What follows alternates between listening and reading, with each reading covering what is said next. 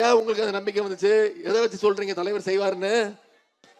கண்டிப்பா சொன்னதை செய்வார். 2021 உங்களுக்கு தெரியும், மக்கள் சிங்காநல்லூர்ல கோவையில நீங்க வெற்றி வாய்ப்பை கொடுக்கல, இருந்தாலும் தமிழ்நாடு முழுக்க அனைத்து மக்களும் வாக்களிச்சு ஆதரவு கொடுத்து இவர் தான் முதலமைச்சரா வரணும்னு நம்முடைய தலைவரை முதலமைச்சரா உட்கார வச்சாங்க. கரெக்டா? தமிழ்நாட்டு மக்கள் தேர்ந்தெடுத்தாங்க. எங்கேயாவது பூந்து போனாரா? கால் கடியில போந்தாரா? தவழ்ந்து போனாரா? அப்படி போய் முதலமைச்சர் ஆனவர் யாரு?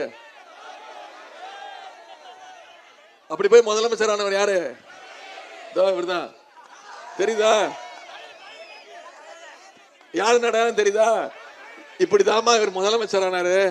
தவழ்ந்து தவழ்ந்து போய் அந்த அம்மா சசிகலா அம்மா காலை பிடிச்சு கடைசியில அந்த அம்மா காலையை வாரி விட்டாரு. அந்த அம்மா ஜெயிலுக்கு போன என்ன சொன்னாரு? நீ யாரு? சசிகலாங்கிறது யாரு? நீங்களா என்ன முதலமைச்சராக்குறீங்க கேட்டாரா இல்லையா? பச்சை துரோகி திரு பாதம் தாங்கி பழனிசாமி. அந்த அம்மா சசிகலா மட்டும் அவங்களுக்கு மட்டும் இல்ல, ஒட்டுமொத்த தமிழ்நாட்டு மக்களுக்கு துரோகம் பண்ணி பச்சை துரோகம் பண்ணவர் தான் திரு பாதம் தாங்கி பழனிசாமி. தமிழ்நாட்டுடைய அனைத்து மாநில உரிமைகள், மொழி உரிமை, கல்வி உரிமை, நிதி உரிமை, இப்படி அனைத்து உரிமைகளையும் பாஜக கிட்ட அடகு வச்சவர் தான் திரு பழனிசாமி. இப்ப தேர்தல் வந்தோடனே அவருக்கே தெரிஞ்சிருச்சு, பிஜேபி கூட வந்தாங்கன்னா டெபாசிட் கூட வாங்க வர்ற 10 ஓட்டும் வராதுன்னு இப்போ ஒரு நாடகம் ஆடிட்டு இருக்காங்க. அந்த நாடகத்துக்கு நீங்க ஏமாந்துடாதீங்க. நம்ம ஒரே இலக்கு 40க்கு 40 தொகுதி ஜெயிக்கணும். தமிழ்நாடு புதுச்சேரி 40 தொகுதி ஜெயிச்சு நம்ம தலைவர், நீங்க மக்கள் நீங்க யார பிரதமரா தேர்ந்தெடுக்கிறீங்களோ, நம்ம தலைவர் யார கை காட்டுறாரோ அவர் அடுத்த பிரதமரா உட்காரணும்னா அது உங்களோட கைகள்லாம் இருக்கு. 19ஆம் தேதி உதயசூரியன் சின்னத்துல வாக்களிச்சு நீங்க ஜெயிக்க வைக்கணும். ஜெயிப்பீங்களா? அதே மாதிரி உங்களுக்கு ஏன் தலைவர் மேல நம்பிக்கை வந்திருக்குன்னு அதுக்கும் நான் உதாரணம் சொல்றேன். 2021 எப்படி எந்த நிலைமையில தலைவர் முதலமைச்சர் ஆனாரு உங்களுக்கு தெரியும். கோவிட் பெருந்தொற்று, 2வது பேரலை ஞாபகம் இருக்காமா? மோடி தான் செஞ்சாரா தமிழ்நாட்டு மக்களுக்கு? 6 மாசம் எல்லாரும் வீட்டுக்குள்ள பூட்டிட்டு உள்ள இருங்க, கிட்டத்தட்ட சிறைவாசம் மாதிரி எல்லாரும் வீட்டுக்குள்ள இருந்தோம். 6 மாசம் யாருக்காவது வேலை இருந்துச்சா? எல்லாத்தையும் இழுத்து மூடியாச்சு. யாரும் ரோட்டுக்கு வரக்கூடாதுன்னு சொன்னார் மோடி. வந்தா என்ன பண்ணுவேன்? கைது பண்ணுவேன், தடியடி நடத்துவேன். ஒன்னே ஒண்ணு மட்டும் பண்ணாருமா, எல்லாரும் விளக்கு பிடிங்க, எல்லாரும் மணி அடிங்க, மணி அடிச்சீங்கன்னா கோவிட் வைரஸ் பயந்து ஓடி போயிரும் சொன்னாராமா? எத்தனை பேர் பண்ணீங்க? யாருமே பண்ணலையா? பரவாயில்ல சொல்லுங்க, பயத்துல கூட பண்ணல. அதுதான் தமிழ்நாட்டு மக்களுக்கும் மற்ற மாநில மக்களுக்கும் உள்ள வித்தியாசம். இப்போ நம்ம தலைவர் என்ன பண்ணாரு?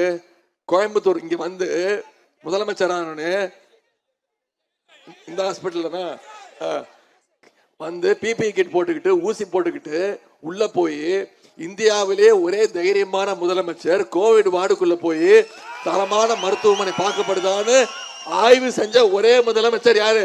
நம்முடைய கழக தலைவர் அவர்கள். ஒன்றிய அரசு கிட்ட ஊசி கொடுங்க, நாங்க போடுறோம், தமிழ்நாட்டு மக்களுக்கு விழிப்புணர்வு ஏற்படுத்துறோம். அதை கூட கொடுக்கல ஒன்றிய பிரதமர். இழப்பீடு தொகை ஏதாவது கொடுத்தாராமா? 6 மாசம் யாரு வேலை இல்லாம இருந்தமே இழப்பீடு தொகை கொடுத்தாரா? கொடுக்கல. ஆனா தலைவர் என்ன பண்ணாரு? ஆட்சிக்கு வந்தோடனே முதல் வாக்குறுதி சொன்னாரு, அதாவது பெட்ரோல் விலையை 3 ரூபா கம்மி பண்றேன்னு சொன்னார். ஞாபகம் இருக்கா? வந்தோடனே முதல் கையெழுத்து போட்டாரு, பெட்ரோல் விலையை 3 ரூபா கம்மி பண்ணாரு. அதே மாதிரி ஆவின் பால் லிட்டருக்கு 3 ரூபா கம்மி பண்றேன்னாரு. பண்ணாரா இல்லையாமா? பண்ணாரு. அதே மாதிரி கோவை மாவட்டத்துல இவ்வளவு மகளிர் வந்திருக்கீங்க, உங்களுக்கு தெரியும், மகளிருக்கு கட்டணம் இல்லா பேருந்து திட்டத்தை கொண்டு வரேன்னு சொன்னாரு. பண்ணாரா இல்லையாமா? பயன்படுத்துறீங்களா? நிறைய வருதா? பஸ் வருதா? இப்ப எங்க பார்த்தாலும் அந்த பிங்க் பஸ் தான். அந்த பிங்க் பஸ் முழுக்க மகளிர், குழந்தைங்க, மாற்றுத்திறனாளிகள், திருநங்கைகள், இவங்களுக்கு எல்லாம் இலவசம். மகளிருக்கு கட்டணம் இல்லா பேருந்து திட்டம். இப்போ அதை யாரும் பிங்க் பஸ் கூப்பிடுறது இல்ல, தலைவர் பேரை சொல்லி ஸ்டாலின் பஸ் தான் கூப்பிடுறாங்க. அந்த அளவுக்கு அந்த திட்டம் போய் ரீச் ஆயிருக்கு. இன்னும் சொல்ல போனாமா, இந்த 3 வருஷத்துல மட்டும் இந்த மகளிர் கட்டணம் இல்லா பேருந்து திட்டத்தின் மூலமா 465 கோடி முறை பயணம் பண்ணிருக்கீங்க. மகளிர் உங்ககிட்ட தான் கத்துக்கணும். நாங்கெல்லாம் எப்படி ஒரு திட்டத்தை பயன்படுத்தணும்னு உங்ககிட்ட கத்துக்கணும்.